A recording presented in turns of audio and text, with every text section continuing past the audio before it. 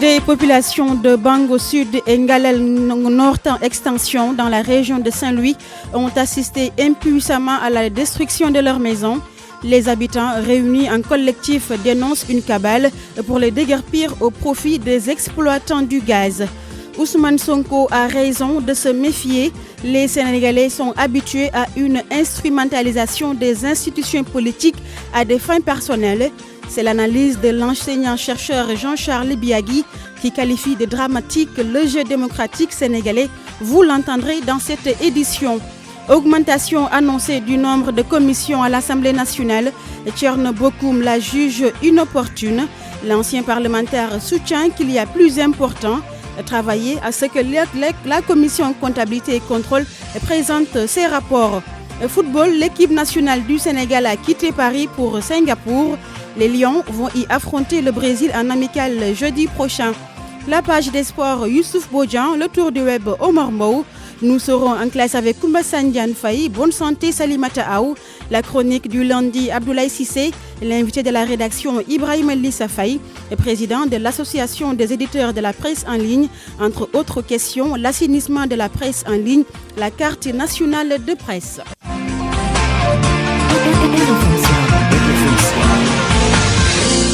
Fama John.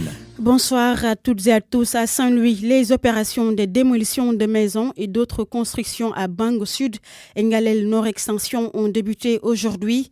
Elles ne sont pas du goût du collectif des habitants qui dénoncent une cabale pour les déguerpir au profit des futurs exploitants du gaz. Les opérations ont eu lieu devant le gouverneur de la région et le maire qui précisent que les 114 hectares sont un titre foncier de l'État qui en a besoin pour la construction d'un hôpital et des projets collectifs.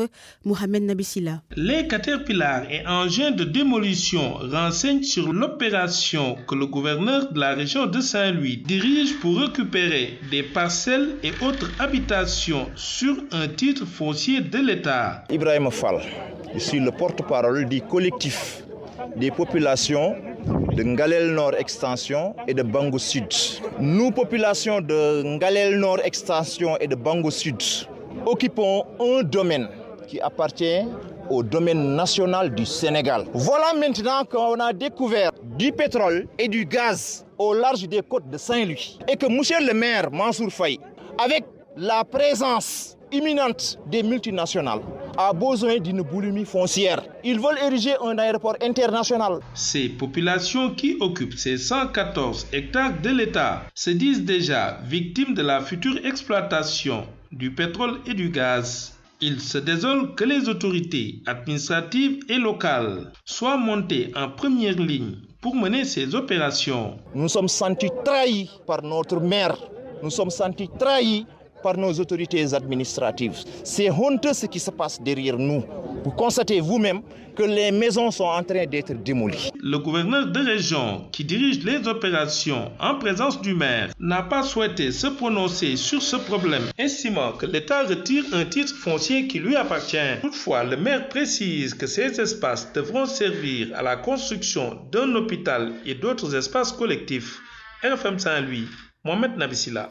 Le colonel à la retraite Abdourahmane Kébé dénonce ces opérations de démolition, explique que cela traduit une boulimie foncière inavouée des autorités qui veulent utiliser ces 114 hectares à d'autres fins.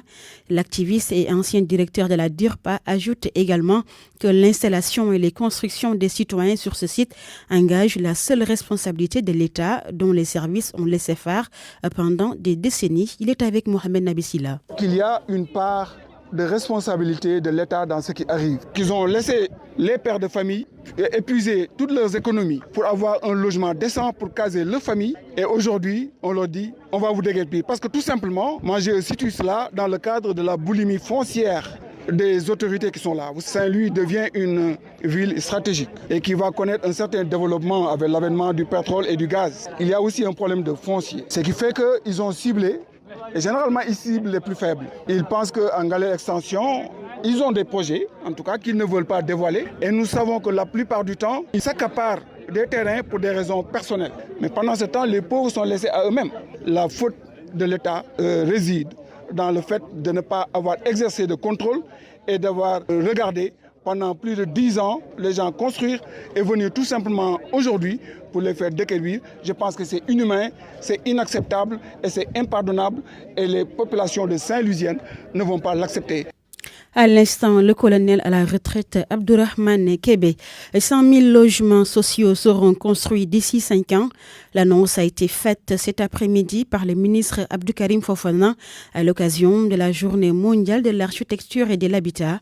Une mesure prise pour instaurer une justice sociale d'après le ministre Oumoudié Gagnon. Pour rétablir la justice sociale et détacher la population de la précarité, le gouvernement propose 100 000 logements sociaux. Abdou Karim Fofana. Il y a beaucoup de nos compatriotes dont le parcours résidentiel est un labyrinthe. Ils payent un loyer et en même temps épargnent pour devenir propriétaire d'un terrain pendant 10 ans. Le président de la République, son souhait, c'est de faire en sorte que chaque Sénégalais, avec n'importe quel revenu, puisse devenir propriétaire de son logement sur la base du montant du loyer qu'il paye. Le ministre de l'Urbanisme, du Logement et de l'Hygiène publique estime que c'est un sujet qui nécessite beaucoup de négociations. Il faut faire en sorte que le coût du logement soit maîtrisé de façon à harmoniser la démarche, permettre de standardiser la démarche, mais aussi il faut faire en sorte que les modalités de financement du logement soient aussi maîtrisées. Comme vous le savez, le système bancaire n'accueille pas toutes les personnes qui disposent de revenus. Architecte de profession, Mohamed Nabika partage cet avis. Il y a plusieurs pays qui ont essayé aujourd'hui d'encourager l'accès au logement. Et il faut aujourd'hui que nos banques jouent le rôle. On parle dans beaucoup de pays d'accès au logement avec intérêt presque 0,%. Aujourd'hui, nos banques sont à 9-12%. C'est pratiquement incompatible avec l'accès au logement. Ça va être hyper difficile de pouvoir avoir ces logements sociaux. Avec 6 500 logements pour 88 000 francs le mois pendant 15 ans. Cité Djobas est le premier modèle achevé pour ce projet de 100 000 logements. RFM, fréquente modulation 94.0, la radio en puissance. RFM Soir. RFM Soir. Fama John. Les habitants de Timé, dans la commune de Richard-Toll, font face à des problèmes sanitaires. Ils ont une seule case de santé inutilisable qui sert de refuge aux chauves-souris. Les habitants réclament ainsi des médecins et l'équipement de la case de santé qui est pauvre en infrastructure. Reportage dans le village de Timé, signé Mamadou Diagne. Les habitants du village de Timé sont dans le désarroi, situé à une vingtaine de kilomètres de la commune de Richard-Toll. Les populations de Timé village font face à plusieurs difficultés comme celles liées à la santé, avec une seule case de santé qui sert de refuge aux chauves-souris. Elle est presque inutilisable à cause du manque d'infrastructures et de personnel sanitaire. Notre case de santé n'a absolument rien, ni de lit, ni eau, ni médicaments. C'est nous les femmes du village qui cotisent chaque mardi 150 francs pour acheter des médicaments. Même si on n'en a pas, on se débrouille pour assurer les cotisations. Nous ne savons plus où aller pour se faire soigner. On est fatigué. On ne voit même pas un médecin pour nous soigner. Face à ce grief, ces populations aux revenus limités rencontrent d'énormes problèmes pour évacuer le malade à Richard-Toll à cause d'une prise en charge jugée excessive. On rencontre d'énormes difficultés pour évacuer nos malades à Richard-Toll, car rien que pour le transport du malade, on doit payer 10 000 francs, sans parler des ordonnances. Pour accoucher, on nous amène à Richard-Toll ou à Mbane, et c'est très difficile avec le transport et les ordonnances. On est obligé de le faire, sinon le malade va mourir. À bout de nerfs, ces populations sollicitent l'aide des autorités locales et étatiques pour que leur case de santé soit équipée et leur permettre d'accéder aux soins de santé à moindre coût. Mamadou Diagne, Témé, Radio Futur Média. Remboursement d'air, selon le ministre délégué, et Kaffrine affiche un taux de 71%. Papa Madoussar annonce un montant de 2 milliards qui sera réinjecté pour la période 2019-2021. Le voici au micro d'Oumar Ndiaye.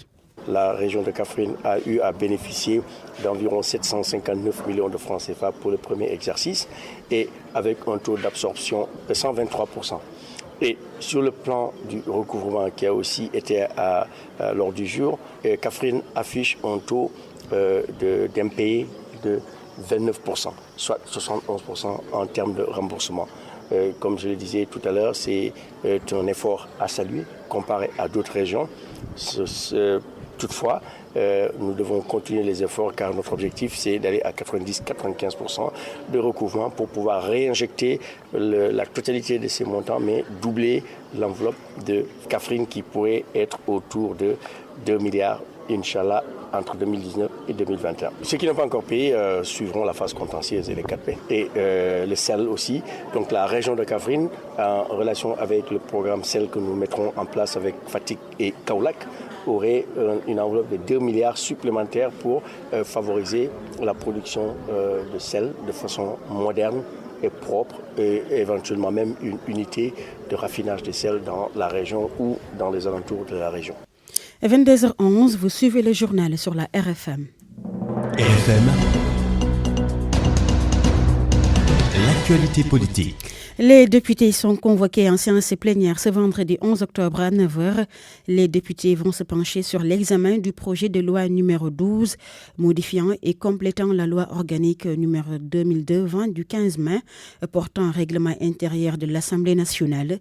Elle sera suivie de l'audition du rapport de la commission d'enquête parlementaire sur l'affaire des 94 milliards. La proposition de révision du règlement intérieur de l'Assemblée nationale est inopportune selon l'ancien parlementaire Thierno Bokoum.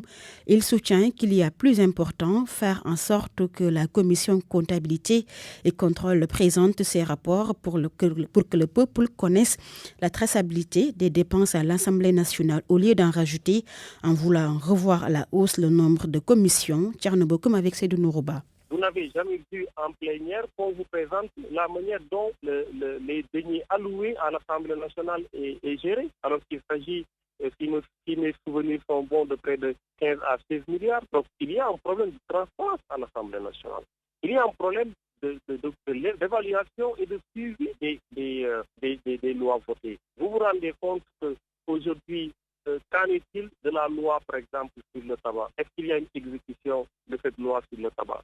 Qu'en est-il de la loi sur les déchets plastiques? Est-ce qu'il y a une exécution de cette loi, une exécution convenable? Il y a énormément de travail à faire. Au lieu de penser à augmenter le nombre de commissions et augmenter les charges, les dépenses qui vont être inscrites sur le dos des contribuables sénégalais. Donc, nous pensons malheureusement que cette proposition de loi qui devait renforcer les prérogatives des députés ne le fait pas. Et on a constaté également, comme je l'ai dit tout à l'heure, en ce qui concerne le budget programme. Vous allez en France, depuis 2001, on permet aux députés de toucher dans les programmes, de pouvoir faire des transferts, etc. Aujourd'hui, on se rend compte que ce n'est pas le cas. Ils n'ont pas cherché à s'adapter par rapport à cette nouvelle opportunité de contrôle budgétaire.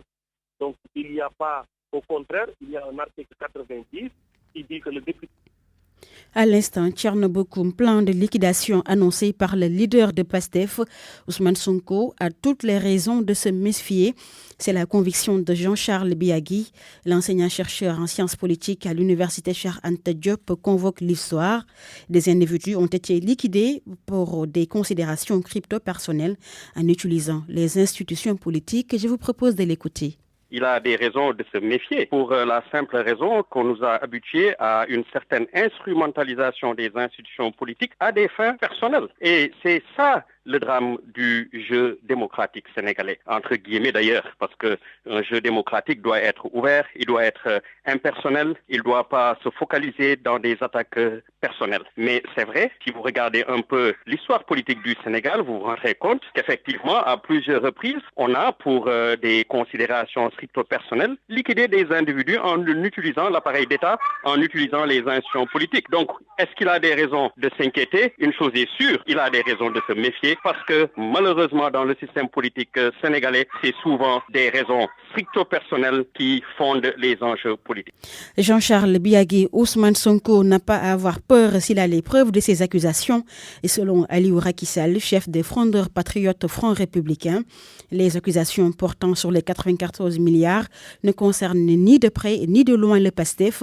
C'est une accusation portée par une personne privée qui n'engage qu'Ousmane Sonko. Il suggère au leader de PASTEF de travailler pour la structuration et la massification du parti. Aliou Rakissal est avec Ibrahim Diamé. Si vraiment Ousmane Sonko a les preuves de ce qu'il avance, il n'a pas à avoir peur. Mais cette histoire de 94 milliards ne concerne ni de près ni de loin le parti PASTEF les Patriotes. Et c'est pourquoi nous, PASTEF les Patriotes, Front républicain, nous lançons un appel à l'ensemble de nos militants pour leur dire de se tenir prêts, car le moment est venu vraiment de clarifier les choses. Et comme l'avait prédit d'ailleurs Ousmane Sonko, qu'il appellera à un congrès, j'espère que nous en arriverons là pour vraiment clarifier la situation. Je crois que le moment n'est pas aux agissements, mais le moment est à l'action. Ce que j'appelle l'action dans le parti, c'est la restructuration du parti. C'est-à-dire que le moment est beaucoup plus à aller rencontrer les départements, les militants dans les départements, de les organiser, de les sensibiliser et de massifier le parti. RFM Sport. Youssouf Bodian, bonsoir. Bonsoir Fama. Du football pour débuter cette page des sports. Avec l'équipe nationale du Sénégal qui a quitté en début de soirée Paris, les Lions se sont envolés de la capitale française à bord d'un vol régulier. Ils sont attendus à Singapour demain mardi pour affronter le Brésil jeudi prochain. Avant le départ, Sadio Mané et compagnie ont effectué une séance d'entraînement à Paris. C'était en présence de Bakary Cissé, rédacteur en chef du quotidien sportif de Futurs Médias Record. L'équipe du Sénégal a effectivement tenu sa première séance d'entraînement sur la pelouse du stade Roissy en France, ici à Paris. Aliou Cissé avait à sa disposition 18 joueurs qui étaient déjà présents dans la tanière depuis le dimanche, c'est-à-dire la veille de la séance d'entraînement. C'est à l'issue de cette première séance d'entraînement basée sur le travail foncier que Aliou Cissé a récupéré le reste de sa troupe, à l'exception de Edouard Mendy qui est blessé, mais qui a jugé nécessaire de passer voir les infirmiers pour confirmer son forfait. Donc les Lions vont prendre un vol régulier qui les amènera directement à Singapour. C'est un vol de 12 heures de temps. Donc sur place, Aliou Cissé a prévu dès l'arrivée de s'entraîner pour que l'équipe puisse évacuer la fatigue. Bakary Cissé en partance pour Singapour où donc le Sénégal va affronter le Brésil. L'objectif est de faire une bonne opposition face à une équipe brésilienne favorite face donc à l'équipe du Sénégal. Le Sénégal qui va garder son identité de jeu selon le sélectionneur qui s'explique sur le choix porté sur Paris pour le regroupement. C'était toujours juste après la séance du jour ce matin à Paris. C'était important qu'on se retrouve à Paris. On a nos habitudes depuis un bon bout de temps. On a voulu garder ces habitudes-là. C'est vrai que les Brésiliens sont arrivés en ordre dispersé à Singapour, mais nous on y sera demain matin aussi, mais tout en ayant aussi une séance déjà ici sur place. Quand on arrivera là-bas, on aura aussi une autre séance. Je pense que c'est pareil au même. Qu'on perd là, on le gagne de l'autre côté. Ce qu'on gagne de l'autre côté, on le perd là. Donc j'ai envie de dire qu'ils sont partis, mais ils auront une séance de moins que nous peut-être, mais nous on aura une séance plus que nous. Comme je dis, au-delà du résultat aujourd'hui, ce qui est important, c'est surtout le contenu, de pouvoir exister face à des équipes comme ça qui sont très talentueux, qui ont énormément de qualité, qu'il ne leur faut pas non plus 10 occasions pour marquer un but. Ne pas faire d'erreurs individuelles, être très vigilant sur les coups de pied arrêtés, mais surtout garder notre identité du jeu, ce que nous sommes. Nous chercherons en tout cas à causer énormément de problèmes à cette équipe brésilienne, tout en restant nous dans notre philosophie, c'est-à-dire jouer. Aliou Cissé, le sélectionneur national, donc en partance pour Singapour. Le tournoi de l'UFOA avec les demi-finales qui démarrent demain mardi à 20h au stade Lat Dior de Thiès, Ghana, Côte d'Ivoire. Les éléphants qui avaient sorti le Togo au tir au but en quart de finale affrontent les Black Stars, détenteurs du trophée, qui avaient également éliminé le Burkina Faso au tir au but. La seconde demi-finale va opposer mercredi à 20h le Sénégal au Mali. Nous parlons toujours football, cette fois-ci infrastructure à Tambacounda, où les jeunes de Neteboulou veulent la construction de leur stade municipal. C'était à l'occasion de la finale zonale en présence de Moussa Omar Gueye. L'ASC Oulanafa a battu l'ASC Kansala par 1-0. La compétition finale du tournoi zonal de la commune de Neteboulou a eu comme parrain Papis Signaté. Il se félicite de la qualité du jeu et sollicite tout de même un stade municipal digne de ce nom à Neteboulou. Le terrain qui se trouve très loin du village et qui sont restés avec moi jusqu'à 19h, ça m'a touché au cœur. Je vous dis que ce n'est pas la première finale que j'ai parrainé à Neteboulou. Je l'ai fait 3 années consécutivement. garçons ont bien joué, c'était bien. Ça a vraiment fait plaisir aux spectateurs. La qualité de jeu a été très bien acceptable par rapport dans un village. J'accompagne pratiquement la jeunesse de toute ma commune. Et sans calcul politique, je serai toujours à leur côté. Neteboulou, Bantantinti, Faraba, les supporters sont venus de plusieurs villages pour regarder la compétition finale, espérant tout de même que ce terrain vague déjà homologué sera clôturé au grand bonheur des footballeurs. Moussa Omargué, Tambacounda, Radio Futur Média. Nous quittons Tamba pour la France avec l'Olympique lyonnais qui s'est séparé de son entraîneur. La défaite hier face à Saint-Étienne a été celle de trop qui a emporté le Brésilien Silvinho. Il sera donc resté en poste que 4 mois avec 9 points en 9 journées. Ça veut dire 9 points en 27 possibles. L'entraîneur de Lyon donc qui quitte le banc après 4 mois passés avec l'Olympique lyonnais. Il est remplacé par Gérald Baticle qui était jusque-là son adjoint. Ce sera sous la direction de Juninho, directeur sportif de l'Olympique lyonnais. Nous terminons avec les arts martiaux, les championnats d'Afrique de Nambudo clôturés hier à Thiès. 18 médailles pour le Sénégal, dont 2 en or. L'une a été remportée par Rokhaya Gueye, que je propose de suivre. C'est une première pour que je remporte la médaille d'or pour le Sénégal. Et je suis très contente parce que le travail a été très dur. Et nous sommes aussi dans des mauvaises conditions, je peux dire, parce que nous ne sommes pas logés, nous ne sommes pas dans des bonnes conditions. L'État nous a presque pas donné des moyens. Nous nous sommes aidés entre nous. Donc voilà, aujourd'hui, quand je gagne une médaille d'or pour mon pays, c'est juste une satisfaction pour mon dojo, pour Thiès, mais aussi pour le Sénégal tout entier. Donc il y a le championnat du monde qui aura lieu en Croatie en 2020. Donc la prochaine échéance, c'est le championnat du monde en Croatie en 2020. Rokhaya Gueye, donc championne d'Afrique en Nambudo Fama. Merci. Merci Youssouf Bodjan. Le tour du web sur RFM. Avec Omar Mbao. Bienvenue.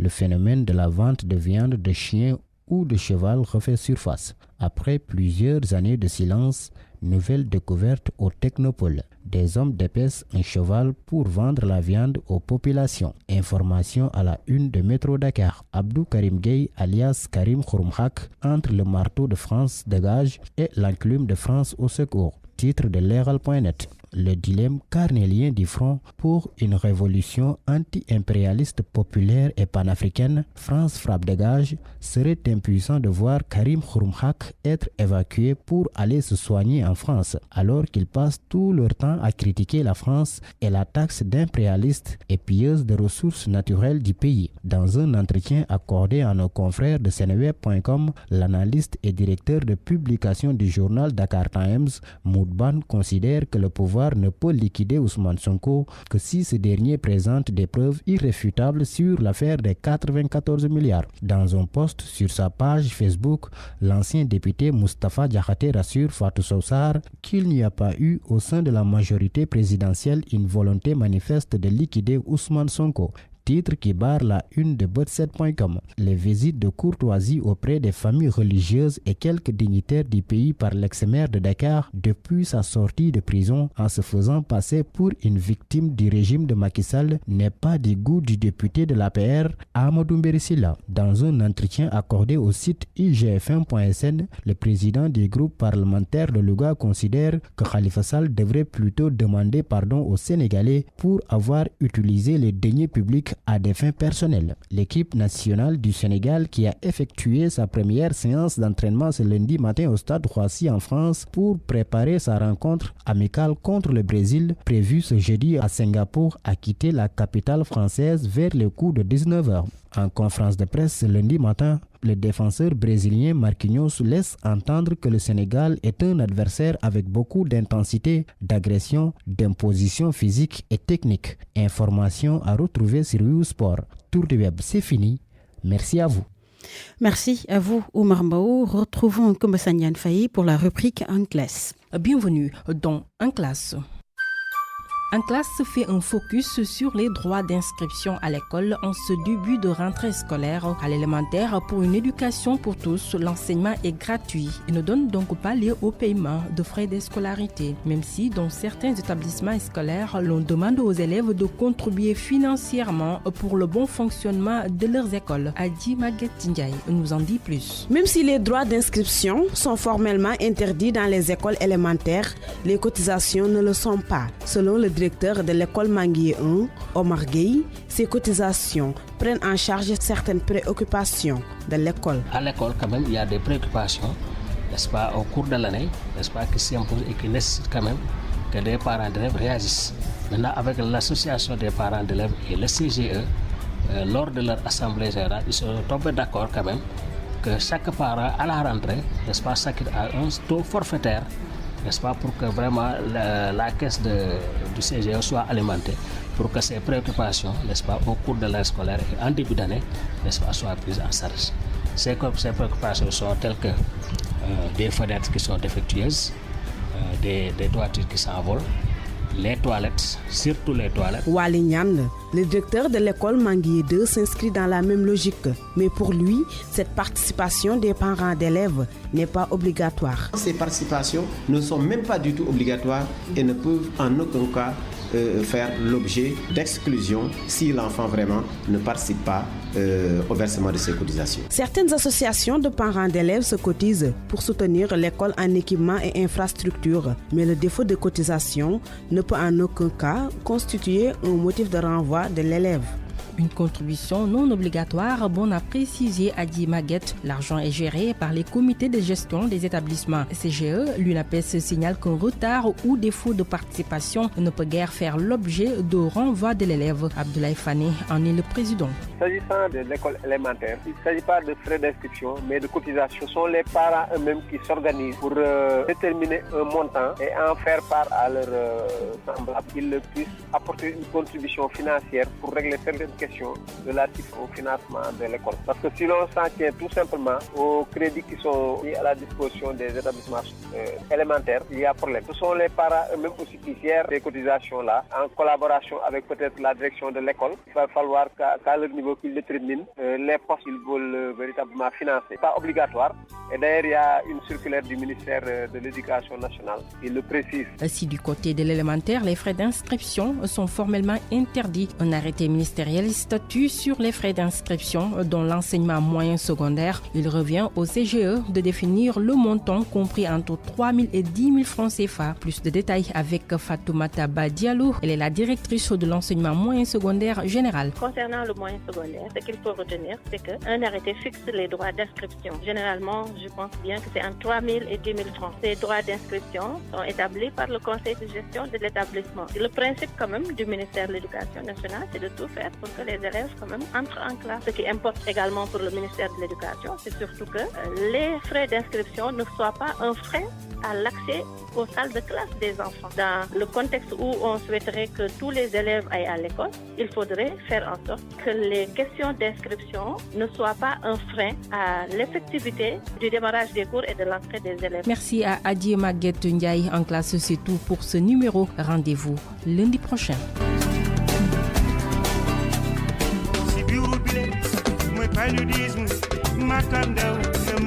Le ministère de la Santé et de l'Action sociale, à travers le programme national de lutte contre le paludisme, vous offre Bonne Santé. Pour se protéger du paludisme, toute la famille doit dormir sous moustiquaire imprégné. Toutes les nuits, toute l'année, en hivernage comme en saison sèche. En cas de fièvre, allez rapidement vers la structure de santé la plus proche pour une prise en charge correcte. Des tests de diagnostic rapide, TDR, sont disponibles et gratuits dans les structures publiques jusqu'au niveau communautaire. Case de santé et DESDOM, pour voir en 15 minutes si vous avez le paludisme ou pas. Si le TDR est positif, les médicaments pour le paludisme simple appelé ACT sont gratuits. Le paludisme est une maladie qui peut causer beaucoup de décès, mais c'est une maladie dont on peut se protéger.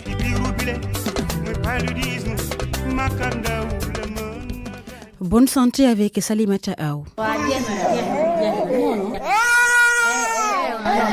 Bienvenue. Bébé Maguette souffre d'une paralysie et du plexus brachial, un traumatisme qui survient au moment de l'accouchement. Sa maman, témoigne. C'est au moment de l'accouchement qu'on a tiré son épaule. C'est très difficile. Déjà à l'accouchement, j'ai payé très cher et me voilà encore déboursé de l'argent parce qu'il faut que je fasse la rééducation. Cette affection désigne la paralysie du bras et de la main à cause d'une atteinte d'un ensemble de nerfs. Madame Bey Ndeye Fatou Ndaw est la responsable du service kinésithérapie à l'hôpital pour enfants Albert Royer. C'est une paralysie excentricale du plexus brachial. C'est la traction de la tête qui a fait que le plexus brachial, c'est-à-dire le nerf qui innerve le membre supérieur, a été lésé. L'enfant s'en est sorti avec une paralysie du membre supérieur. Et c'est fréquent. Très fréquent, parce que c'est le nerf qui a été étiré.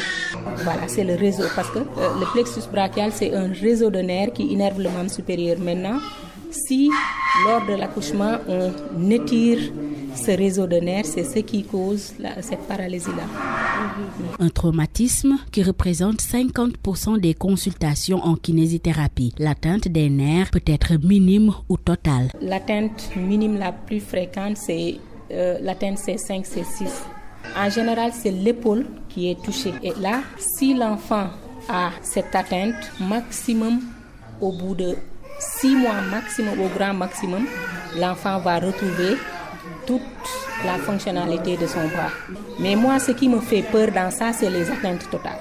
Les atteintes totales, l'enfant s'en sort toujours avec des séquelles. Pour le traitement, des séances de rééducation sont préconisées. Pour le nouveau-né, des complications peuvent survenir avec la contraction des muscles paralysés et même des rétractions. C'était tout pour Bonne Santé Bébé. À lundi prochain pour la suite, et ce sera pour aborder la rééducation et le comportement des parents.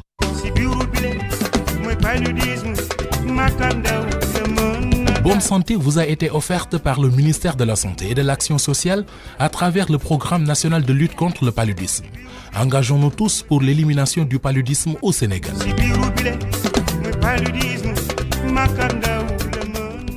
RFM, la chronique du jour.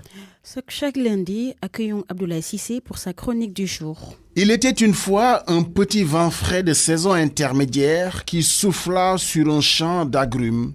Les orangers n'ont pas pu garder tous leurs fruits au sol. C'était mieux qu'une cueillette de saison, mais il y avait le tri à faire entre les fruits mûrs, les fruits à moitié mûrs et les pas mûrs du tout. Voilà imaginer ce qui s'offre à nous dans l'écosystème des télécoms qui enregistre l'arrivée d'un nouvel opérateur. Plus sérieusement, si c'est le même opérateur Free qui investissait le marché du mobile en France en 2012 qui arrive chez nous, alors on comprend la panique à bord de la maison de l'agrume Orange, principal concurrent et opérateur historique. Pour la bonne et simple raison que le dernier né des opérateurs en France a définitivement révolutionné le marché du mobile, des systèmes data de trafic de données et de l'Internet couplé à la télévision. La sérénité semble revenir de tous côtés d'ailleurs que dernièrement en 2015, à l'occasion de la célébration des 10 ans de l'autorité de régulation des télécoms en France, le Gotha des télécommunications était réuni et chacun a livré ses états d'âme. Et Free buvait son petit lait quand le patron de SFR Mobile lâche un goût amer mais fair play que l'arrivée de Free a été un séisme. Après lui, Stéphane Richard, le grand Manitou et patron de Orange, du bout des lèvres, concède à Free de s'être imposé à une vitesse 4G dans un secteur compliqué. C'est dire. Alors, à qui faire crédit entre le précédent patron de Orange Sénégal, M. Alioune Ndiaye, qui dans une revue spécialisée essayait certainement de se rassurer lui-même en disant, je cite, Xavier Niel, le patron de Free, n'aura pas au Sénégal autant d'espace économique pour arriver à diviser les prix par 4. Fin de citation. Il vient de la prendre pleine poire, monsieur Ndiaye. On a envie de lui dire, c'est fait, monsieur. L'autre, c'est le boss actuel de Orange Sénégal dont la réaction frise la schizophrénie. À peine 24 heures après le lancement de l'opération de charme de Free à grand renfort de publicité, Sékou Dramé nous dit, tenez-vous bien, que Orange peut faire mieux que les offres Free dévoilées. Bon sang, qu'est-ce que vous attendez, a-t-on envie de lui dire? On entendait juste ici les genres de slogans du genre « le client est roi ». Mais nous ne savions pas ce que c'était réellement. Ça fait tellement du bien de pouvoir le vivre enfin. Le marché du mobile est oligopolistique. il y a peu d'acteurs comparé au potentiel du secteur et dans ces conditions, la concurrence n'étant pas très forte, les acteurs du marché ont tendance à augmenter les prix, ce qui entraîne des marges fortes. En France, les prix ont baissé, divisé au moins par 3 et parfois par 4. Et il n'est même plus envisageable que les prix remontent comme du temps où Orange faisait la loi avec son forfait Millennium, vite dépassé avec les offres sans engagement. On n'en attend pas moins au Sénégal et il n'y a rien de plus faux que de faire croire que la concurrence dans le secteur va avoir un impact négatif sur les emplois. Le secteur est dynamique et en perpétuelle mutation, aucun risque. On n'attend pas de l'autorité de régulation de priver les usagers des offres alléchantes des uns et des autres. On comprendrait mal que l'autorité de régulation puisse dire « stop, c'est trop beau pour les Sénégalais pour être vrai ». L'enjeu de la régulation, c'est de vérifier, de veiller à la qualité du réseau et de la fluidité du trafic des données et surtout de veiller à ce qu'il n'y ait pas de peau de banane glissée entre opérateurs car les infrastructures sont les mêmes et la concession est à l'opérateur historique. À titre d'exemple, on nous a tellement fait croire que la communication coûtait cher entre clients d'opérateurs différents que rien que imaginer que tout ça c'est fini, on paierait cher pour la libre concurrence. Ça ne fera de mal à personne, juste un peu de marge bénéficiaire en moins, mais on parle encore de bénéfices, pas de pertes. RFM, l'invité. L'invité du soir, Ibrahim Lissa Faye, président de l'Association des éditeurs de la presse en ligne, entretien qu'il nous accorde à l'issue d'une rencontre avec les ministres de la Communication, entre autres questions, l'assainissement de la presse en ligne, la carte nationale de presse. Ibrahim Lissa Faye avec Pabès Diba. Fama John, merci. Mesdames, Messieurs, bonsoir. Notre invité, Ibrahim Lissa Faye, il est le président de l'Association des éditeurs de la presse en ligne. Lissa, bonsoir. Bonsoir, Pabès. Vous sortez d'une rencontre avec le ministre de la Communication. Il a été surtout question de l'exercice de la profession, la presse en ligne. Au Sénégal, actuellement, si on parle de la presse en ligne, ça fait peur à beaucoup de citoyens. Des dérives notées dans le secteur de la presse en ligne. Est-ce que vous avez fait le même constat, Ibrahim Lissa? Bon, je ne partage pas ce constat parce que la presse en ligne... c'est un pan des médias qui tente de faire son travail comme il se doit. En tout cas, pour ceux qui sont membres de Appel, il y a déjà une autorégulation en interne qui fait qu'il y a certaines dérives qui ne sont pas acceptables et qui ne sont pas tolérées.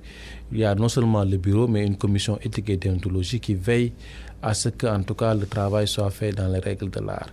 Et je pense que nous avons ainsi prévenu beaucoup de dérives ou en tout cas d'entorses au métier qui a des moments quand même assez difficiles, n'est-ce pas? Et nous pensons en fait que Appel, ce qu'elle fait n'est pas peut-être suffisant et c'est pour ça qu'il a fallu aller beaucoup plus loin en travaillant en tout cas pour la consolidation du code, notamment les dispositions qui concernent la presse en ligne, n'est-ce pas? Et donc, juste pour vous dire que nous avons une volonté d'avoir une presse en ligne meilleure, d'avoir une presse en ligne beaucoup plus professionnelle, en tout cas qui respecte les fondamentaux de ce métier et qui sert vraiment les citoyens. Parce qu'en définitive, nous travaillons pour les citoyens. Mais vous n'acceptez pas ce constat, mais quand même vous devez reconnaître qu'il y a des dérives, que certains d'entre vous succombent au buzz. Oui, bien entendu, il y en a qui sont trop friands du buzz et qui cherchent que le buzz et qui malheureusement en fait ne font pas du journalisme, mais eux, c'est des industries du buzz. C'est des gens qui, à longueur de journée, cherchent ce petit mot qui tue ou en tout cas cette expression qui va enflammer la toile. Ça, ce n'est plus du journalisme, c'est du sensationnel. Et ce qu'il faut dire, c'est qu'il y a des créateurs de contenu comme il y a de la presse en ligne. Et les créateurs de contenu, ils peuvent faire du cinéma ou bien ils peuvent faire, disons, de la production ou autre chose, mais ils ne sont pas des journalistes. Ouais, mais c'est difficile de faire le distinguo. Bien entendu, nous, c'est pour ça en fait que nous avons quand même proposé pas mal d'outils et d'ailleurs des outils qui sont aujourd'hui dans le code de la presse. En parlant d'outils, je parle disons d'un observatoire de la qualité pour la presse en ligne prévu au dernier alinéa de l'article 177 et cet observatoire-là va permettre de labelliser les contenus, va permettre de labelliser les sites. Pour chaque site web qui fait de l'information pure et dure, c'est-à-dire qui fait vraiment de la presse en ligne, il y aura, disons, une certification, ce qui va rendre, disons, ce qui va permettre aux citoyens de visiter les sites en toute connaissance de cause et se dire que ça, c'est un site d'information. Donc, s'il y a des choses, un mélange de genres que je trouve ici, je suis en droit de porter plainte ou je suis en droit de dénoncer cela. Comment labelliser un site dont le contenu, c'est la reprise systématique des produits de la presse écrite ou des radios? C'est un reproche qu'on vous fait, que certains sites se contentent de reprendre les journaux, de reprendre les radios, voilà quoi, mais ils n'ont pas de rédaction constituée. Bon, en fait, ceux qui n'ont pas de rédaction constituée et qui se plaisent à juste reprendre les contenus des autres, on ne peut pas parler de presse en ligne. Parce qu'au sens du code, une entreprise de presse en ligne, c'est une entreprise qui emploie au moins 3 journalistes, dont un directeur de publication qui a 10 ans d'expérience, un rédacteur en chef qui a 7 ans d'expérience et un reporter qui est sorti d'une école de journalisme dûment reconnue. Et donc, ce personnel-là est censé faire la production. Maintenant, il y a autre chose. Est-ce que ces dispositions-là sont respectées dans vos rédactions? Non, mais nous, on prie de toutes nos forces pour que les textes d'application soient adoptés, soient signés, pour en fait que le code puisse être appliqué dans toute sa rigueur. Et ce que vous dites là, mais c'est valable aussi pour les radios, c'est valable pour la presse écrite.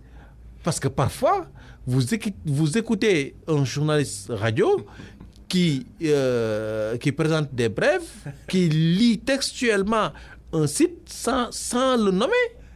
Ou bien carrément, vous ouvrez un journal, vous retrouvez là-bas un contenu de site, et sans vraiment, il n'y a aucune source ni rien du tout. Et donc, moi, je pense qu'en toute confraternité, vous allez partout en France, aux États-Unis, partout à travers le monde, les gens se reprennent et ils se citent, ils se glorifient même de cela parce que c'est ça le professionnalisme. L'information n'est pas tombée ex nihilo.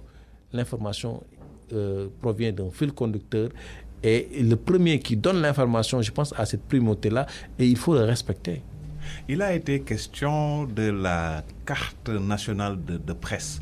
Est-ce que vous, presse en ligne, vous avez été associé à la validation, à l'adoption de cette carte-là? Est-ce que vous êtes partie prenante du processus? Oui, je dois dire qu'on est partie prenante parce que nous avons travaillé tout au long, en tout cas, du processus pour la mise en place du code. Et la carte, c'est une résultante du code. Et aujourd'hui, le ministère est venu à proposer quelque chose qui reste à parfaire. Et donc, nous prenons et nous allons affiner et peaufiner cette carte pour avoir un produit fini sur laquelle la commission de délivrance de la carte nationale de presse va se baser pour faire son travail. Maintenant, c'est une œuvre humaine qui est perfectible. On fera le nécessaire pour que ça soit parfait, qu'on enlève ces couleurs-là. Parce qu'en fait, un journaliste, c'est un journaliste. Il peut travailler dans la presse écrite comme il peut travailler à la radio, comme il peut travailler à la télévision. Moi, au départ, j'étais journaliste spécialisé radio. J'ai été un piètre journaliste radio et j'ai migré dans la presse écrite. Et puis là, maintenant, je suis de la presse en ligne. Donc, juste pour vous dire qu'en tout cas, un journaliste, c'est un journaliste. Il peut travailler partout. Et donc, ces couleurs-là peuvent être enlevées, moi, je pense, et mettre... Enfin, on peut vraiment c'est-à-dire, vous n'êtes mettre pas quelque avec part. la spécification journaliste radio, journaliste télé, journaliste presse écrite. En fait, cette spécification-là peut se mettre en fait, dans le backup, c'est-à-dire dans le back-office. De ce fait, en fait, les membres de la commission ou d'autres qui souhaitent avoir ces informations vont l'avoir. Mais en tout cas, qu'on laisse la carte avec une certaine neutralité pour que les journalistes soient identifiés. Certains manifestent quelques appréhensions par rapport à cette carte de presse-là. Certains craignent que leur statut de journaliste disparaisse. Non, en fait, Bess, moi je pense que... Vous avez eu l'écho de ça? Non, moi je pense que cette carte nationale de presse est destinée aux journalistes. Et donc, ceux qui sont véritablement journalistes n'ont rien à craindre. Il n'y a pas à avoir peur. Et surtout qu'en fait, il y a une loi qui sous-tend cette carte. Donc, ceux qui respectent en tout cas les dispositions de ce code-là, ils vont avoir droit à cette carte et ils auront droit et ils vont bénéficier de la carte. C'est clair. Maintenant, ceux qui ne sont pas journalistes, qu'ils aillent faire autre chose. C'est ça. Oui, mais est-ce que vous, patron de presse aussi, est-ce qu'avec l'élaboration de cette carte-là, ça ne va pas vous gêner quelque part? Parce que quand même, pour certains qui n'ont pas de vrais journalistes, aussi, ils ont de quoi avoir peur. Non, moi je pense qu'il faut quand même qu'on arrête avec le rafistolage. Mais c'est ce que font cet tâtonnement-là. Non. C'est beaucoup de patrons de presse, moi je n'en connais vraiment pas. Vraiment. Parce que quand même, le journalisme, c'est un métier qu'on apprend et qu'on pratique. Si maintenant vous voulez prendre un photographe de Nguenté, ou bien vous voulez prendre quelqu'un qui a juste une belle plume et qui parle bien et que vous voulez mettre à la radio ou que vous voulez donner une machine pour qu'il fasse des papiers, mais ça c'est autre chose. Donc juste pour vous dire qu'en fait, aujourd'hui, plus que jamais, il faut que ce code-là soit applicable. Et pour que ce code soit applicable, il faut que le président de la République signe les décrets d'application. Il faut que le secrétariat général du gouvernement, valide et passe, au Conseil des ministres les textes, en tout cas les lois qui doivent être votées à l'Assemblée nationale pour que les députés examinent et adoptent ces lois-là. Parce que si le code n'est pas voté, toutes les dérives qu'il y a aujourd'hui, elles sont de la responsabilité de l'État. Parce que l'État n'a pas pris les dispositions. Le ministre a dit que c'est à vous de régler ou d'assainir le secteur. Nous, on a fait ce qu'on avait à faire. Ça y est, on a fait des propositions qui sont aujourd'hui contenues dans le code. Le code, il est voté et promulgué. Il y a les textes d'application qui restent. C'est à l'État de le faire. Nous, si on pouvait, demain, il y aurait des textes d'application. Parce qu'on a même été voir le ministre pour ça. Donc, nous, on est preneurs de ces textes d'application-là.